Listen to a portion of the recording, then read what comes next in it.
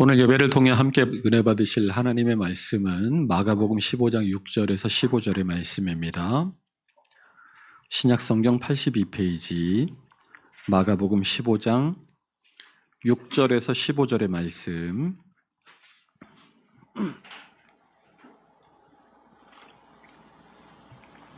우리 한 절씩 교독하도록 하겠습니다.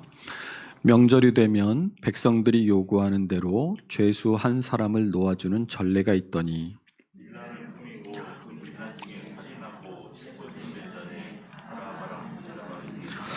무리가 나아가서 전례대로 하여 주기를 요구한대.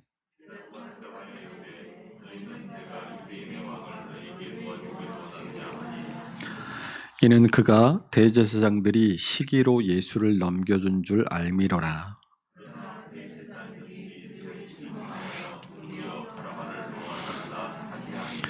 빌라도가 또 대답하여 이르되 그러면 너희가 유대인의 왕이라 하는 일을 내가 어떻게 하랴.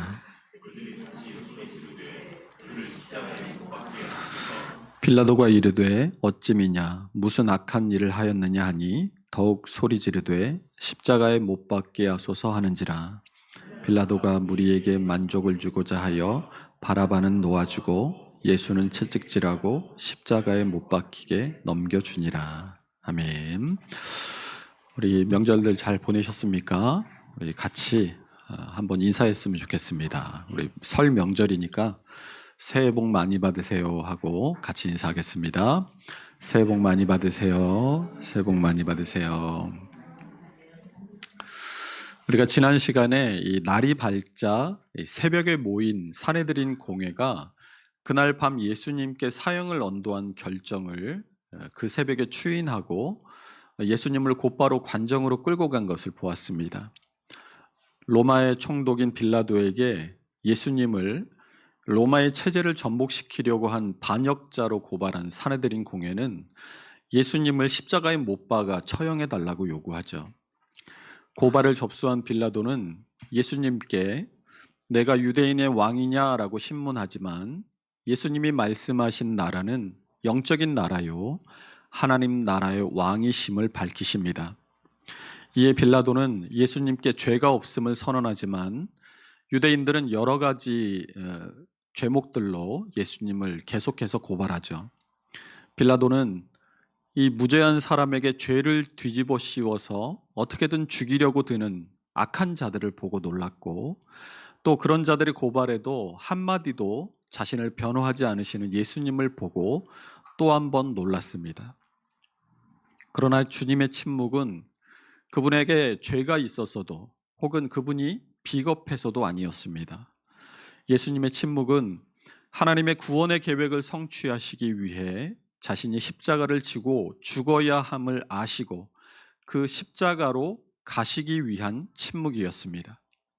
그래서 주님의 십자가는 온전한 순종의 십자가였던 것입니다. 그래서 우리도 이 무수히 많은 선택과 결정의 순간들에서 나의 이익에 따른 선택이 아니라 주님의 뜻이 무엇이고 또 그 뜻에 순종하기로 결정하는 삶을 살아가야 한다라는 것을 지난주에 말씀을 통해서 함께 나누었습니다. 오늘 말씀은 이 명절의 전례에 대해서 말씀하고 있어요. 이 전례라는 말을 국어사전에서 찾아보면 이전부터 있었던 사례 혹은 옛날부터 전하여 내려오는 일처리의 관습, 이렇게 풀어놓고 있습니다. 그러니까 그것이 법으로 정해진 것은 아니지만 예전부터 쭉 그렇게 해오던 일이라는 뜻이죠.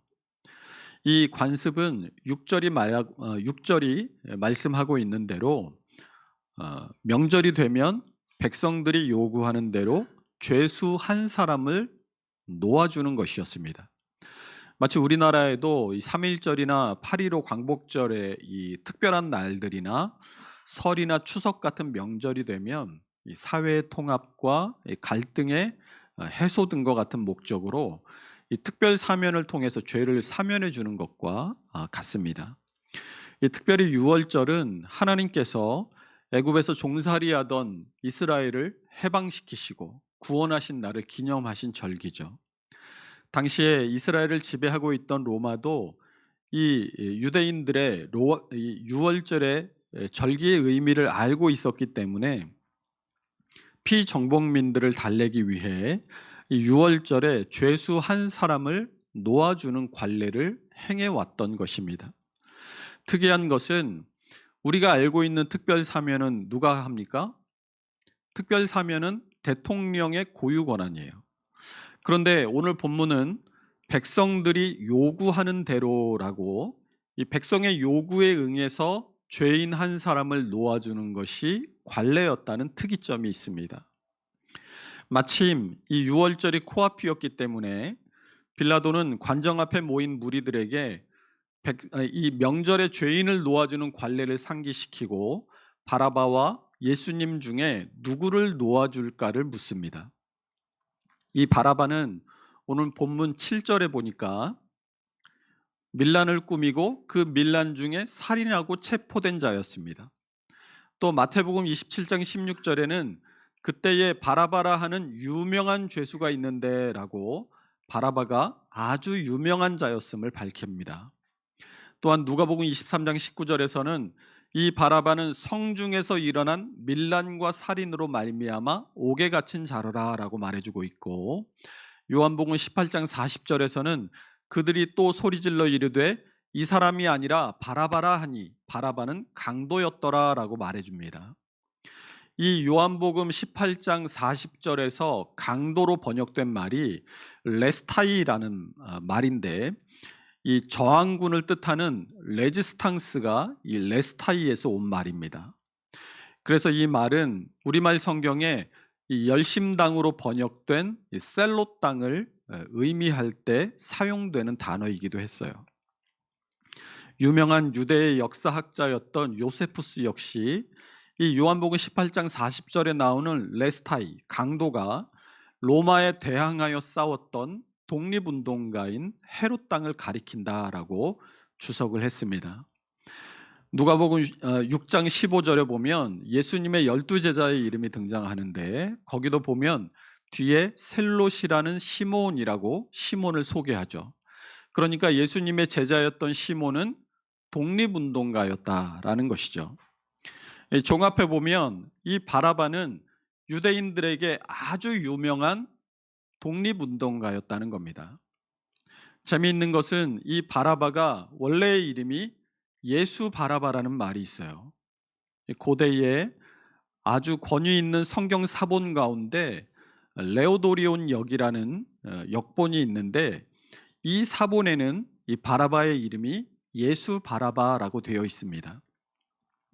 여러분 성경 마태복음 27장 17절을 한번 펼쳐보시기 바랍니다. 마태복음 27장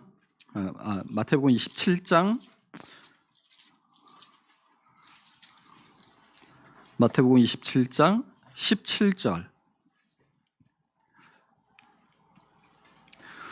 이 마태복음 27장 17절을 보시면 바라바의 이름 앞에 뭐가 있어요? 숫자 1 이렇게 괄호가 되어 있으시죠. 그 얇은 간략한 성경에는 없을 거고 성경이 조금 두꺼우면 있을 거예요. 그 바라바의 이름 앞에 있는 1 이렇게 되어 있죠. 그 1을 따라서 그 페이지의 제일 밑으로 내려가시면 1의 각주가 붙어 있어요.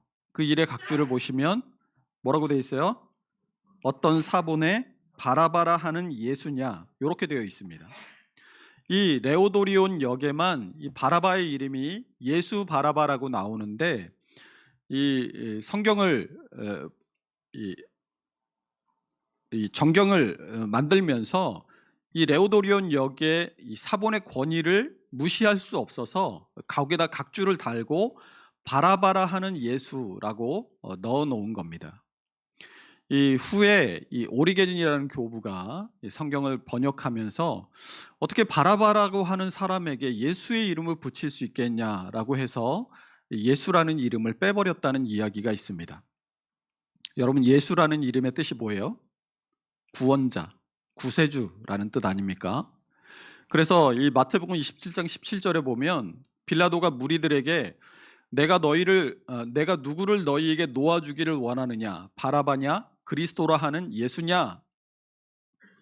네. 라고 내가 너희에게 너희에게 놓아주기를 원하느냐, 바라바냐, 그리스도라 하는 예수냐라고 묻죠. 이 말을 이 바라바의 이름을 통해서 의역을 해본다면 내가 누구를 너희에게 놓아주기를 원하느냐, 바라바냐, 그리스도라 하는 예수냐라는 이 말이 너희가 구원자라고 말하는 바라바를 놓아줄까, 아니면 또 다른 구원자라는 예수를 놓아줄까라는 말이 돼요. 우리말 성경에 이 살인자 또 강도라고 하니까 흉악한 이 흉악범으로 오해할 수도 있지만, 아무리 이 무리들이 선동되었다고 한들 흉악한 흉악무도한 이 살인자요 강도를 예수님 대신 풀어달라고 할 리가 있겠습니까? 그래도 어느 정도 좀 급이 비슷해야 풀어달라고 할 수 있지 않겠습니까? 그러니까 빌라도는 이렇게 생각을 한 거예요. 바라바도 백성들이 유명한 독립운동가로 생각하고 있고, 예수도 바로 얼마 전까지 백성들이 종려나무 가지를 그 길에 깔면서 환영했던 인물이었는데, 그래도 이 바라바는 폭동을 일으키고 살인까지 저질렀는데 예수는 폭동을 일으키지도 않고 살인도 저지르지 않았으니까, 아무래도 이 두 사람을 놓고 누구를 선택하랴 하고 물어보면 백성들이 예수를 선택하지 않겠냐 하고 딜을 한 거죠. 그런데 우리는 여기서 이 이스라엘 민족이 예수님께 기대한 것이 무엇이었는지를 다시 한번 떠올려 봐야 합니다. 마가복음 10장 37절을 보면 야고보와 요한이 예수님께 찾아와서 주의 영광 중에서 우리를 하나는 주의 우편에 하나는 좌편에 앉게 하여 주옵소서 하고 청탁을 하잖아요. 이들의 생각은 예수님이 로마를 몰아내고 이스라엘의 왕이 되시면 하나는 우편에 하나는 좌편에 앉아서 권세와 부와 영광을 얻을 수 있을 것이라고 생각한 거예요. 그런데 이게 야고보와 요한만의 생각이 아니라고 했잖아요. 마가복음 10장 41절을 보면 열 제자가 듣고 야고보와 요한에 대하여 화를 내거늘. 예수님을 따라다닌 12명의 제자들 모두가 예수님은 로마의 압제로부터 이스라엘을 구원하고 다윗 시대의 부와 영광을 다시 가져다 줄 구원자라고 봤어요. 그러니까 물리적인 구원자로 예수님을 바라보고 있었던 거죠. 그러면 12제자만 그런 생각을 가지고 있었겠습니까? 예수님이 가시는 곳마다 사람들이 몰려들고 그분을 환영한 이유가 뭐겠어요? 이스라엘 백성들이 믿고 따른 예수는 다윗과 같은 왕으로 세상의 부와 권력과 영광을 가져다 줄 왕으로서의 예수였던 것입니다. 자, 두 사람의 예수가 지금 무리 앞에 서 있어요. 과연 이 두 사람의 예수 가운데 어떤 예수가 우리의 바램을 충족시켜줄 예수라고 여겨지겠습니까? 예수 바라바입니까? 예수 그리스도입니까? 예수님은 그의 제자들이 세상적인 부와 영광을 기대했을 때 분명히 말씀하셨어요. 마가복음 10장 40절 보세요. 내 좌우편에 앉는 것은 내가 줄 것이 아니라 누구를 위하여 준비되었든지 그들이 얻을 것이니라. 그거 내가 주는 게 아니라는 거예요. 요한복음 18장 36절 우리 같이 읽어봅니다. 예수께서 대답하시되 내 나라는 이 세상에 속한 것이 아니니라. 만일 내 나라가 이 세상에 속한 것이었더라면 내 종들이 싸워 나로 유대인들에게 넘겨지지 않게 하였으리라. 이제 내 나라는 여기에 속한 것이 아니니라. 내 나라는 이 땅에 물리적으로 보여지고 이 땅에 속한 것이 아니다라고 분명하게 말씀하세요. 그러면 예수님에게 그러면 당신은 왜 왔습니까? 라고 묻겠죠. 예수님은 섬기러 오셨고 자기 목숨을 많은 사람의 대속물로 주기 위해 오셨다라고 말씀하십니다. 마가복음 10장 43절에서 45절 읽어봅니다. 그렇지 않을지니 너희 중에 누구든지 크고자 하는 자는 너희를 섬기는 자가 되고 너희 중에 누구든지 으뜸이 되고자 하는 자는 모든 사람의 종이 되어야 하리라. 인자가 온 것은 도리어 섬기려 하고 자기 목숨을 많은 사람의 대속물로 주려 함이라. 사람들이 왜 예수님을 따랐어요? 사람들은 섬기는 자가 되고 종이 되고 자기 목숨을 다른 사람을 위해서 대속물로 내어주기 위해서 예수님을 따른 게 아니었어요. 그들이 예수님을 따른 것은 예수님이 로마 제국을 무찌르고 왕이 되시면 부와 권력과 영광을 얻고 그것을 누리기 위해서였습니다.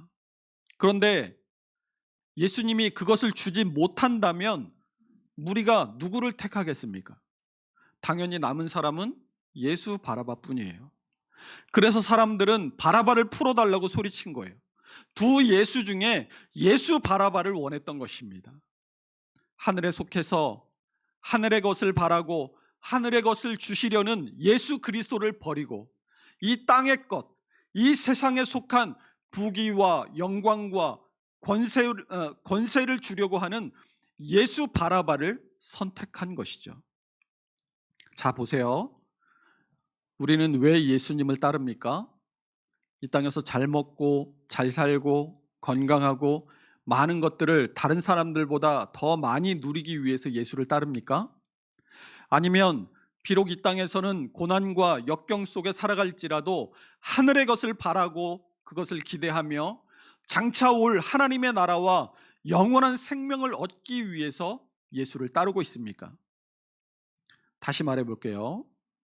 우리 앞에 두 예수가 있어요. 한 구원자는 이 세상의 부귀와 영화와 권세와 영광을 줄 수 있다라고 합니다. 다른 구원자는 이 세상의 영화와 권세를 버리고 섬기는 자가 되고 종이 되고 내 목숨을 다른 사람을 위한 대속물로 내어주어야 한다라고 말합니다. 그러면 어떤 구원자가 내 인생의 구원을 줄 것이라고 생각하십니까? 당연히 예수님이라고 대답하시겠죠. 그게 답이라고 배우셨으니까. 우리가 보통 시험 볼 때 정말 공중도덕을 잘 지켜서 도덕 시험 볼 때 정답에 체크합니까? 나는 이렇게 못 살았는데 정답이 뭔지 알면서 일부러 오답에 체크해요? 그렇지 않죠. 성적을 얻기 위해서 나의 도덕성과 상관없이 답을 적어냅니다. 내가 그렇게 생각하지도 그렇게 살지도 않으면서 그게 정답이니까 성적을 받기 위해서 오답을 피하고 정답을 적어요.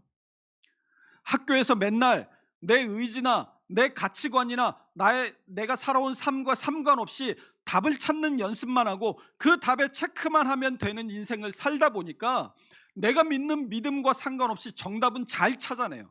그런데 그렇게 살지 않는다는 거예요. 한국교회 성도들을 잘 보세요. 답안지는 정답을 잘 적어내는데 그래서 성적은 잘 받는데 그 답이 나의 삶과는 상관이 없어요. 그냥 나 하고 싶은 대로 사는 거예요. 예수님을 나의 구주라고 고백하고 예수님 사랑한다고 고백도 잘하고 기도할 때 울고불고 합니다. 그런데 그 기도 때 울고불고 하던 자리에서 일어나서 눈물을 닦고 자기 삶으로 돌아가서는 예수 그리스도를 따르는 게 아니라 예수 바라바를 따라서 살아가고 있는 것이 우리의 모습이에요. 아니 어쩌면 예수 믿는다는 것이 나를 부인하고 주님을 따르는 삶을 살기 위해서가 아니라 다른 사람에게 보여주기 위한 내 인생을 표현하는 여러 개의 이 훈장들 가운데 하나인 것은 아닌지. 아니 그것도 아니라면 예수 믿으면 복 받는다니까, 예수 믿으면 건강해진다니까, 예수 믿으면 자녀들이 잘 된다니까 예수 믿는 것은 아닌지 여러분 자신을 돌아보셔야 돼요. 반대로 얘기해 볼까요? 예수 안 믿으면 저주 받을까 봐, 교회 안 나가면 죄 짓는 것 같고 사업이 잘 안 되는 것만 같고 자녀들의 앞길이 잘 안 풀려지는 것 같으니까 복 받지 못할 것 같으니까 안 가고 싶은데도 어쩔 수 없지 인생의 보험을 들듯이 신앙생활을 하고 있는 건 아닌지 여러분 자신의 삶을 돌아보셔야 한다는 거예요. 자, 잘 보십시오. 15절 말씀 우리 같이 읽어봅니다. 빌라도가 무리에게 만족을 주고자 하여 바라바는 놓아주고 예수는 채찍질하고 십자가에 못 박히게 넘겨주니라. 예수 바라바를 선택하면 뭐가 있어요? 만족이 있어요. 우리가 세상적인 것들을 추구하면 거기에 만족이 있어요. 생각해 보세요. 내가 남의 것을 좀 속이고 도둑질해서 나의 이익을 삼았어요. 그런데 나의 죄책감은 금세 뭘로 덮여져요? 내가 얻은 이익으로 나의 죄책감이 덮여져 버려요. 내 몸에 암이 생겼는데 여러분 항암 치료가 얼마나 힘들어요. 수술도 힘들고 방사선 치료도 너무나 힘들죠. 그런데 암을 없애려면 어떻게 해야 돼요? 치료를 받아야죠. 감당해야 됩니다. 그런데 그 과정이 힘들다고 해서 암을 치료하는 행위를 하는 게 아니라 이 마약성 진통제를 계속 맞으면 어떻게 되겠어요? 통증이 오면 진통제 맞고 또 통증이 오면 진통제 맞고 암은 암대로 내 안에서 점점 내 몸을 잠식해 갑니다.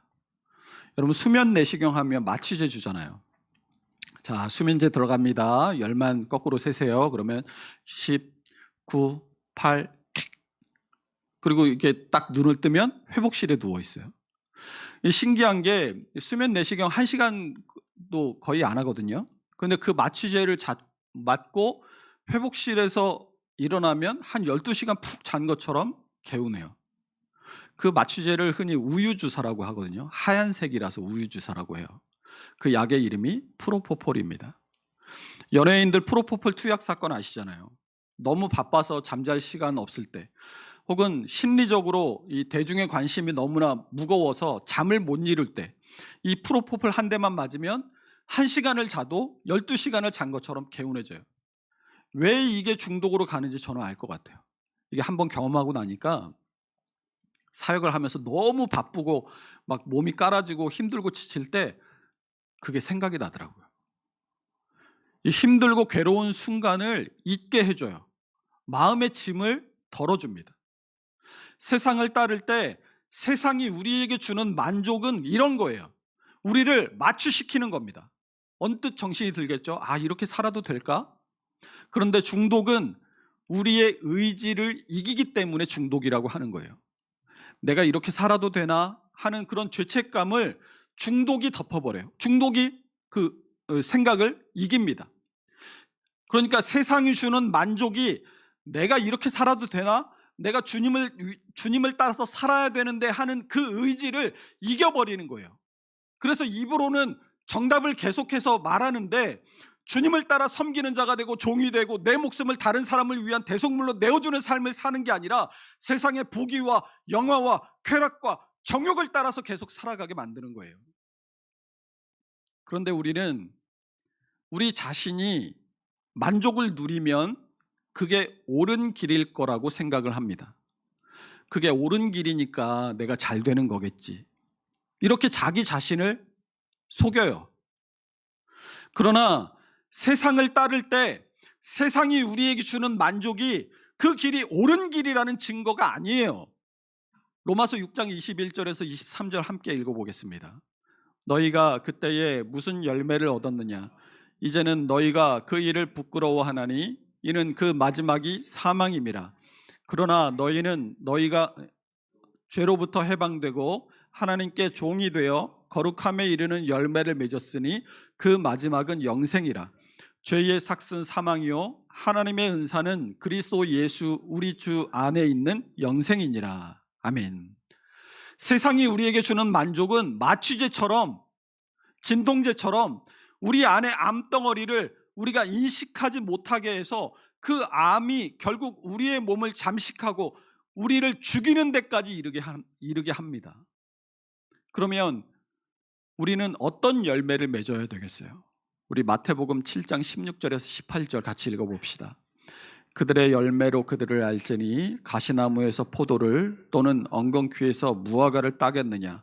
이와 같이 좋은 나무마다 아름다운 열매를 맺고 못된 나무가 나쁜 열매를 맺나니 좋은 나무가 나쁜 열매를 맺을 수 없고 못된 나무가 아름다운 열매를 맺을 수 없느니라. 이 주님께서 말씀하신 이 열매를 성경은 5가지로 이야기합니다. 첫 번째는 의의 열매예요. 고린도후서 9장 10절에서 13절 함께 있습니다. 심는 자에게는 씨와 먹을 양식을 주시는 이가 너희 심을 것을 주사 풍성하게 하시고 너희 의의 열매를 더하게 하시리니 너희가 모든 일에 넉넉하여 너그럽게 연보함은 그들이 우리로 말미암아 하나님께 감사하게 하는 것이라. 이 봉사의 직무가 성도들의 부족한 것을 보충할 뿐 아니라 사람들이 하나님께 드리는 많은 감사로 말미암아 넘쳤느니라. 이 직무로 증거를 삼아 너희가 그리스도의 복음을 진실히 믿고 복종하는 것과 그들과 모든 사람을 섬기는 너희의 후원 연보로 말미암아 하나님께 영광을 돌리고. 여기서 말씀하는 의의 열매란 다른 사람을 돌아보는 열매를 말하는 거예요. 11절 다시 보세요. 너그러운 연보를 통해 그 연보로 도움을 받은 사람들이 우리로 인하여 하나님께 감사하게 하는 것. 이 봉사의 직무의 증거가 어떻게 나타난다고 말합니까? 13절 보세요. 이 직무가 그리스도의 복음을 진실히 믿고 복종하는 것과 모든 사람을 섬기는 너희의 후한 연보로 나타난다라고 말하고 있습니다. 그러니까 우리가 우리의 것을 통해 다른 사람을 돕고 섬기려는 삶의 자세가 나타나는 것, 그것이 의의 열매라는 거예요. 두 번째는 성령의 열매예요. 갈라디아서 5장 22절 24절 같이 읽어봅니다. 오직 성령의 열매는 사랑과 희락과 화평과 오래 참음과 자비와 양성과 충성과 온유와 절제니 이 같은 것을 금지할 법이 없느니라. 그리스도 예수의 사람들은 육체와 함께 그 정욕과 탐심을 십자가에 못 박았느니라. 성령의 열매는 우리가 잘 아는 대로 9가지로 나타나는데 24절이 말씀하는 것처럼 이 성령의 열매들은 정욕과 탐심을 십자가에 못 박은 사람들, 그러니까 정욕과 탐심을 죽이고 주님을 따라 살기로 결심한 사람들에게 이 성령의 열매들이 맺히게 된다는 거예요. 세 번째 열매는 빛의 열매입니다. 에베소서 5장 8절에서 14절 같이 읽어봅니다. 너희가 전에는 어둠이더니 이제는 주 안에서 빛이라. 빛의 자녀들처럼 행하라. 빛의 열매는 모든 착함과 의로움과 진실함에 있느니라. 주를 기쁘시게 할 것이 무엇인가 시험하여 보라. 너희는 열매 없는 어둠의 일에 참여하지 말고 도리어 책망하라. 그들이 은밀히 행하는 것들은 말하기도 부끄러운 것들이라. 그러나 책망을 받는 모든 것은 빛으로 말미암아 드러나나니 드러나는 것마다 빛이니라. 그러므로 이르기를 잠자는 자여 깨어서 죽은 자들 가운데 일어나라. 그리스도께서 너에게 비추이시리라 하셨느니라. 아멘. 이 빛의 열매는 하나님을 닮은 자녀로서의 삶의 모습을 말합니다. 9절이 말씀해 주는 것처럼 모든 착함, 그리고 의로움, 그리고 진실함이 그 삶에 드러날 때 그 삶에 빛의 열매가 있다라고 말한다는 거예요. 네 번째는 평강의 열매입니다. 히브리서 12장 8절에서 13절 읽어보겠습니다. 징계는 다 받는 것이거늘 너희에게 없으면 사생자요 친아들이 아니니라. 또 우리 육신의 아버지가 우리를 징계하여도 공경하였거든 하물며 모든 영의 아버지께 더욱 복종하며 살려 하지 않겠느냐. 그들은 잠시 자기의 뜻대로 우리를 징계하였거니와 오직 하나님은 우리의 유익을 위하여 그의 거룩하심에 참여하게 하시느니라. 무릇 징계가 당시에는 즐거워 보이지 않고 슬퍼 보이나 후에 그로 말미암아 연단받은 자들은 의와 평강의 열매를 맺느니라. 그러므로 피곤한 손과 연약한 무릎을 일으켜 세우고 너희 발을 위하여 곧은 길을 만들어 저는 다리로 하여금 어그러지지 않고 고침을 받게 하라. 아멘. 이 평강의 열매는 하나님께서 우리를 징계하실 때 그 징계를 달게 받는 사람에게 맺혀지는 열매예요. 여러분, 매를 본다는 말이 있죠. 한 대 맞을 일을 괜히 이렇게 눈을 흘기거나 태도가 막 짝다리 짚고 막 주머니에 손 넣고 해가지고 태도가 불량해서 한 대 맞을 거 2대 맞는 그런 사람이 있잖아요. 이 징계를 달게 받는다는 것은 하나님께서 우리를 거룩해 하시기 위해서 징계하실 때 불평과 불만을 가지지 않고 자기 자신을 잘 돌아보고 겸손하게 주님의 징계에 순순히 복종하는 것을 말합니다.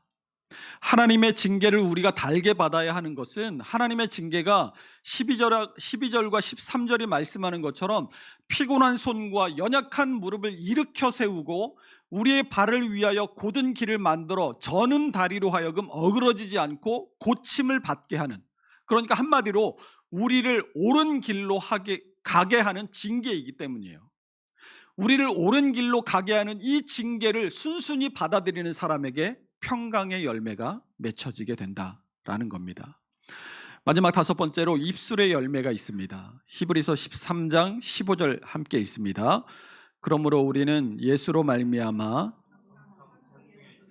하나님께 드리자. 이는 그 이름을 증언하는 입술의 열매니라. 이 입술의 열매는 항상 하나님을 찬송하고 그분의 이름을 증거하는 열매예요. 야고보서 3장 8절에서 11절 같이 읽어보겠습니다. 혀는 능히 길들일 사람이 없나니 쉬지 아니하는 악이요 죽이는 독이 가득한 것이라.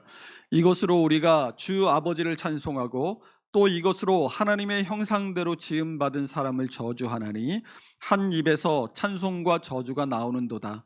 내 형제들아, 이것이 마땅하지 아니하니라. 샘이 한 구멍으로 어찌 단물과 쓴물을 내겠느냐. 이 입술의 열매가 있는 사람은 하나님을 찬송하고 그분의 이름을 증거하되 같은 입으로 악한 말이 나오지 않는다는 거예요. 예배 때나 교회 안에서는 하나님을 찬송하고 거룩한 말들을 하다가 밖에 나가서는 다른 사람을 험담하고 저주한다면 그 사람은 아직 입술의 열매가 그 삶에 맺히지 않은 사람인 겁니다. 이렇게 성경이 말씀하는 다섯 가지 열매, 의의 열매, 성령의 열매, 빛의 열매, 평강의 열매, 입술의 열매, 이 다섯 가지 열매들이 그 삶 속에 보이는 사람, 그 사람이 주님을 따라서 섬기는 자가 되고 종이 되고 내 목숨까지도 다른 사람을 위한 대속물로 내어주는 삶을 사는 주님의 제자의 삶을 사는 사람이라는 거예요. 그러므로 우리는 이 땅에서 잠깐 누릴 부귀와 영화를 위해서 예수 바라바를 선택하는 사람이 아니라 우리에게 구원과 영생을 주시기 위해 십자가의 길을 걸어가신 그 주님의 발자취를 따라서 날마다 의의 열매, 성령의 열매, 빛의 열매, 평강의 열매, 입술의 열매를 맺기를 위해 노력함으로써 주님과 같이 섬기는 자요, 종이요, 내 목숨을 다른 사람을 위한 대속물로 내어주기까지 할 수 있는 바른 믿음의 길을 선택하는 사람들이 되어야 할 줄로 믿습니다. 주를 아는 데에 우리가 열심을 내야 함과 더불어서 주님의 뜻대로 살기 위해 더 큰 열심과 결단이 필요합니다. 이제 설이 지나고 첫 주일 예배를 통해 들은 오늘의 말씀을 우리의 마음에 깊이 새기시고 나의 이익을 쫓아 세상의 구원자를 따라가는 것이 아니라 주님의 뜻에 온전히 순종함으로 구원과 영생을 주시는 진정한 구원자이신 예수 그리스도를 따라 살아가기로 결심하는 복된 믿음의 사람들이 다 될 수 있으시기를 주님의 이름으로 축원합니다. 기도하겠습니다. 하나님, 은혜를 감사합니다. 우리가 말씀을 통해서 우리에게 진정한 구원이 무엇이고 우리에게 그 진정한 구원을 주시는 분이 누구이신지를 밝히 알게 하여 주신 것을 감사를 드립니다. 우리가 이 땅에서 잠깐 살아가는 이 땅에서 잠깐 누릴 이 땅에서의 부귀와 영화를 위해 세상의 구원자를 따라가는 어리석은 자들이 되지 아니하도록 인도하여 주시고 우리를 위해 십자가에 못 박히시고 죽으시고 부활하심으로 우리에게 구원과 영생을 주시는 우리의 구주 예수 그리스도를 날마다 따라 살아가는 복된 믿음의 사람들이 될 수 있도록 인도하여 주시옵소서. 그래서 날마다 우리의 삶 가운데 주님을 따라 의의 열매가, 성령의 열매가, 빛의 열매가, 평강의 열매가, 입술의 열매가 날마다 우리 안에서 주렁주렁 열려질 수 있도록 인도하여 주시어서 주님과 같이 바른 믿음의 길을 따라 선택할 수 있는 신실한 믿음의 사람들이 될 수 있도록 주님 인도하여 주시옵소서. 감사드리며 예수님의 이름으로 기도하옵나이다. 아멘.